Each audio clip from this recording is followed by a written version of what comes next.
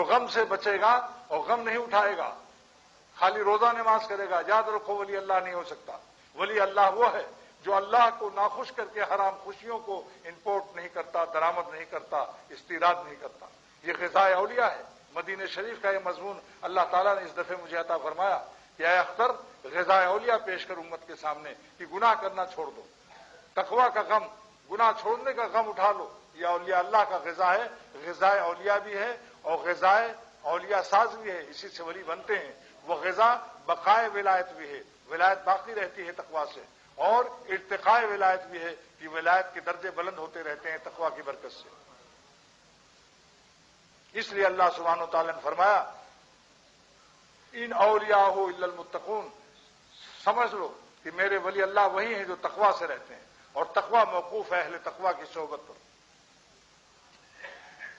لہذا یہ ابھی رمضان کا مہینہ گزرا تو یہ بھی تقویٰ ہی کے لیے اللہ نے فرض کیا تھا روزہ ہمارے اوپر۔ روزہ کا فرضیت کا مقصد، لیکن فرضیت کا مقصد روزے کا یہ کہ لعلکم تتقون، تاکہ تم متقی ہو جاؤ، مظاہرے سے نازل کیا، یعنی فی الحال بھی متقی ہو جاؤ اور مستقبل میں بھی متقی ہو جاؤ۔ ایسا نہ ہو کہ چاند دیکھ کر اور سب تم بالکل ہی پھر وہی حرکت شروع کر دو۔ بتاؤ جو اہل علم حضرات ہیں، علماء حضرات ہیں، میں ان سے پوچھتا ہوں کہ لعلکم تتقون میں تتقون ماضی ہے یا مضارع ہے؟ اتنا تو معمولی ہمارے اسلم بھی سمجھ رہا ہے، کیوں بھائی بتاؤ؟ مضارع ہے۔ مضارع میں دو فعل ہوتے ہیں، فعل حال اور فعل استقبال، مستقبل بھی اس میں ہوتا ہے۔ تو کیا مطلب کہ روزہ ہم نے اس لیے فرض کیا کہ تم پورے مہینے میں متقی رہو، اور اس کی برکت سے، اس تربیت اور مشق اور تمرین کے صدقے میں تو سارا سال تم متقی رہو۔ بتاؤ، میں آج پہلی دفعہ زندگی میں یہ مضمون اللہ تعالیٰ حق تعالیٰ کی عطا سے بیان کر رہا ہوں کہ لعلکم تتقون، اے ایمان والو میں نے تمہارے اوپر روزہ اس لیے فرض کیا ہے کہ تم اس زمانے میں بھی متقی ہو جاؤ اور آئندہ بھی متقی رہو۔ پوچھو علماء سے کہ لعلکم تتقون کون سے گا ہے؟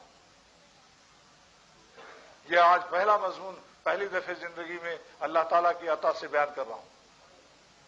میرے پینے کو دوستو سن لو، آسمانوں سے میں اترتی ہے۔ اللہ تعالیٰ اپنے عاشقوں کو آسمان سے پلاتا ہے، اور کافر جو ہے زمین والی پیتا ہے، اور وہ پی کر پیشاب لگتا ہے اس کو، اور ان کو پی کر دل میں اور سینے میں انوار کے دریا بہتے ہیں۔ کتنا فرق ہے منزل من السماء میں اور مخرج من الارض میں۔ زمین سے جو پیدا ہوتی ہے وہ کافروں کو راس آتی ہے، اور اللہ والے آسمانوں سے پیتے ہیں۔